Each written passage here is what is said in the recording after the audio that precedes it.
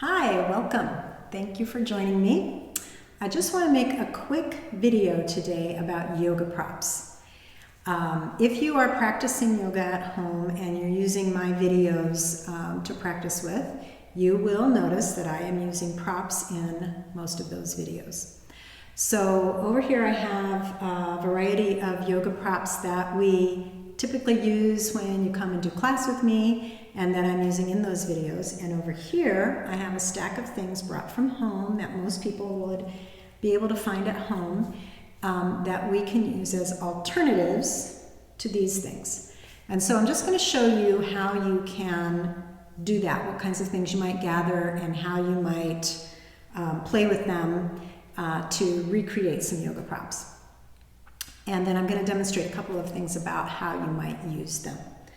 So I have a chair here. Most people have chairs at home, although we could do better to get rid of most of our chairs. But a chair, very handy for lots of yoga. Blankets, a bolster, and a block, a belt, an eye bag. Okay, so let's start with blankets. Most people have blankets at home, but we might be surprised when we go to gather our blankets. If you have like comforters or duvets, those do not really make good yoga props. Very fluffy and airy and not a lot of substance. And with yoga blankets, they're very firm and they fold up very firmly and give us a lot of support. So something you could do is bath towels. I noticed around our house we have a lot of these throws, these little fleece throws. So if you have something like this, they can be useful. They fold up fairly thin, but if you have a number of them, plus you have some bath towels, that can really work. So how to fold a blanket to be used as a yoga prop. So you may know that we call this the standard fold. I keep them in a stack like that at the studio, and that we use that basic fold to do different folds for various supports. Really, we could just teach a whole class on blanket origami. So that's a little bit. We're going to start Origami 101 right here. So I've unfolded this blanket completely, and you want to find the short end of that blanket. And then you'll fold the short ends together.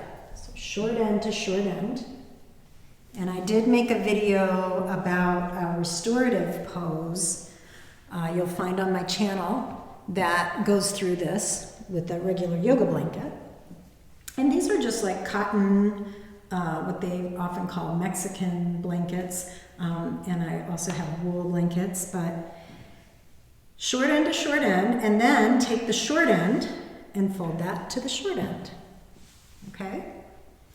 And then short end to short end. So short end to short end, short end to short end, short end to short end, 3 times, and you'll have something like this. You can see this is smaller than the classic yoga blanket. So, but it's depending on what you use it for, okay? So this can sometimes be used by rolling it from the long end to get a support like that, maybe under your knees or under your neck. Rolling it from the short end for just a little bit more dense, thick. Sometimes that can be a nice prop to keep your chin dropping towards your chest in some restorative poses. You can fold it this way for that shape and then stack a few of those, which can make a nice support for a back bend or a support for your hands to elevate the hand when you're laying on the floor. All right, and same thing with a blanket or a bath towel. So just folding the short end to the short end, and then one more time. And then if you fold that again, you have something like this. If you stack a few up, that could be really nice for a back bend, laying over that, and I would use a few of those. And then you can just adjust that for what kind of back bend you would like. So, for example, something like this to really open the chest. And you could use 2 or 3 depending on how much opening you want in the chest. All right, so grab a stack of bath towels. Those are great. What's a little more tricky for most people is how to create a bolster. So I brought, couch throw pillows. You could use a pillow from your bed, a bigger, longer pillow like a king size pillow could be a really nice pillow to use. But what I'm going to do with these is I'm going to take my blanket and open it up so that it has just been folded in half. And I'm going to put the 2 pillows next to each other like this and fold a piece over. And then drawing it in, and you can really kind of squish that down and compact it and roll it. And then you've got something of a bolster. All right, so this could be good for a back arc. When we use those for a back arc, it's a little squishier than my typical yoga bolster. But if you added more blankets, like just rolling it up like a hot dog over and over, or a burrito, it will get thicker and so less squishy. That could also be used under your knees, like Shavasana. It can be a nice support for side lying, opening up the side ribs. All right, another way to do this, to make a slightly different support, would be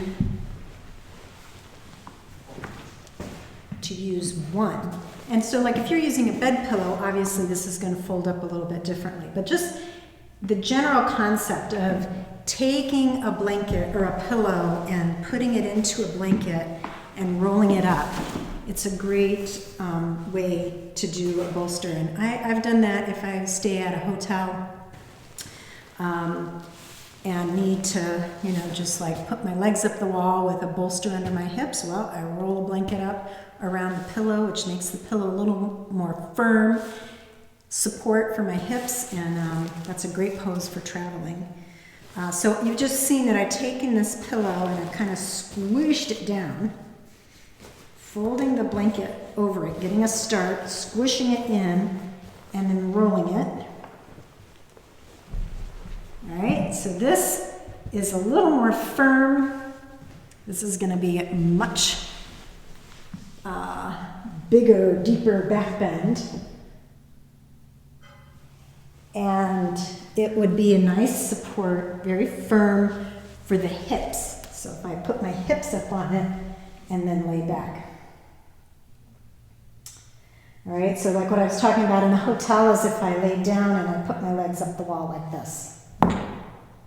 And I have my hips elevated. This is Viparita Karani. Great pose for people traveling. Great pose to boost your immune function. Great pose for managing menopause symptoms. Lots and lots of good reasons to practice this pose. And just remember, I would have my legs against the wall. I mean, you can do it this way, but for restorative purposes, to have something for your legs to rest into would be nice. Okay. There you have probably the trickiest yoga prop problem, the bolster. So you can create a bolster at home. All right. So then we have blocks and yoga belts. So let me address the yoga belt first. This one is super easy. So one thing that I use at home all the time, and if you look at my video, I did it outside with the Spring Peepers, the hip and shoulder maintenance video. I use a hand towel for the shoulder work. So that can be used by taking the far corner, you know, opposite diagonal corners, and you can do something like this. You know, that's a great alternative to a yoga belt. Stretching it apart and up. Okay, so it works really well. I use that at home all the time because I do some yoga in my kitchen, and there's always a dish towel there that you can use. Your bathrobe belt, nice and long, okay? So that can be good, you know, if you need something bigger. In some poses, you might want to use it to kind of hold the legs together, like when we put our legs up on the chair and lay down on the floor, and you don't want your legs to relax and drop out away from the midline. You want to hold them in. You can use something longer to just gently tie them together. And then, of course, a belt. So I found this cute belt that belonged to my son.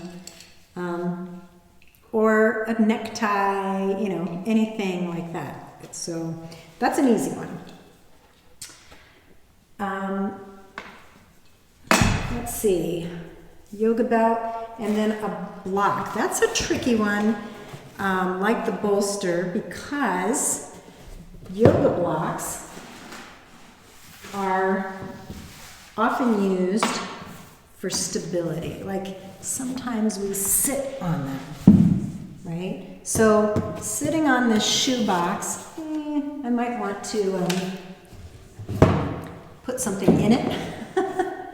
Might want to put a rolled towel in it or something. This one's actually working. It's a very stable one. But, you know, you could always use something else to sit on, like a stack of books or something like that. But I took this shoe box because I really liked it in terms of doing some standing poses. When we're doing standing poses, it's very common, especially when you're newer to yoga, to put a lot of weight in your block. It's like I got 3 legs.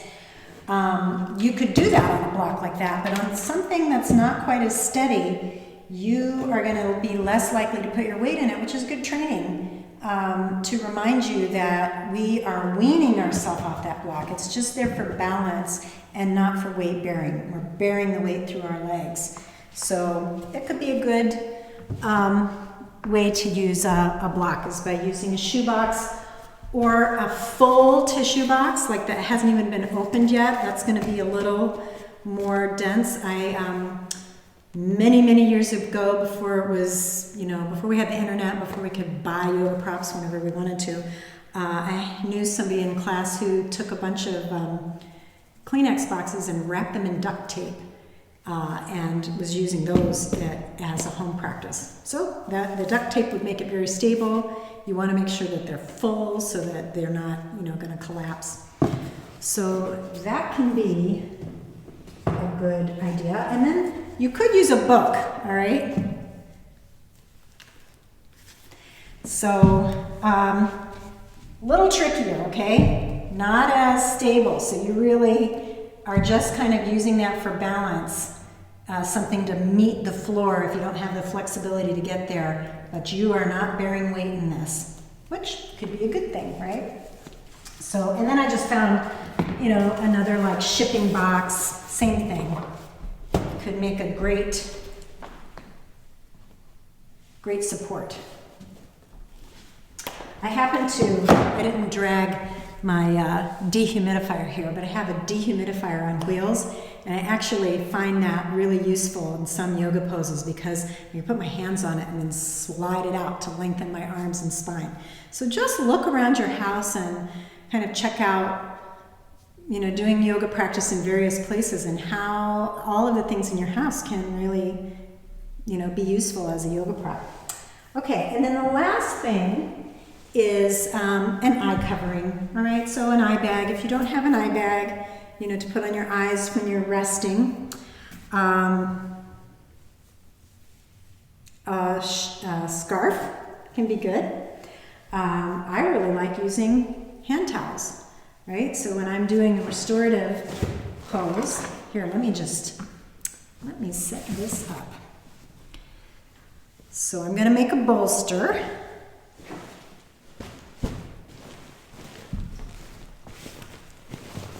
Squish that right down. This is going to be delicious. And got support for my head. Let's see. I'm going to also show you. Oh, I'm so tempted to just teach Shavasana. 2 towels, okay? I don't actually have one over here. I'll use one of my blankets, but I'll show you how to use that towel for something that many of my students, you know, are surprised at how amazing this support is for your hands and how it transforms your Shavasana. So I'm lying down. I place the bolster under my knees. And place this one under my head. And I'm going to have these towels positioned so that my elbow rests on the floor and just my hand is elevated. It's often very surprising to people how that little bit of flexion in the elbow creates this really quieting state. So try it, see what that's like. And then to cover my eyes, I take my hand towel and just put it right over my eyes like that. It can even kind of cover your ears so you're a little bit muted to the world. It helps with that pratyahara, which is drawing the senses inward. And you have a nice Shavasana, which, by the way, is one of the most important poses, and I hope you are practicing daily. All right, so we've got blankets alternatives, we've got bolster alternatives, we've got belt, yoga strap alternatives, we've got block alternatives, and we've got eye bag alternatives. So you're set. And now you can go through my YouTube channel and just go through those practices and use your props. So those are things that you might gather. The one other thing that I'm going to say is a chair. Any chair in your house could be useful. They're all a little bit different, so they may not, be the same as a folding chair with a lot of space. Some of them have arms. So couches can be used for elevating legs. Chairs can be used as instead of a yoga block, so just bringing the hands a little higher or here. And if you saw my video on the hip maintenance practice to elevate your leg, right? So those are options. Countertops work well. So there are many, many ways to create alternatives for yoga props with the things you have in your home. So I hope you're excited about it and you are gonna go gather all these things up and go through and try out some of those videos. I'm gonna be offering a number of videos for regular yoga class practice. So those will be coming out soon, and you can you'll be able to purchase those as a regular 60 to 90 minute class, and you'll be all set with your yoga props. So thank you for joining me, and good luck, and namaste.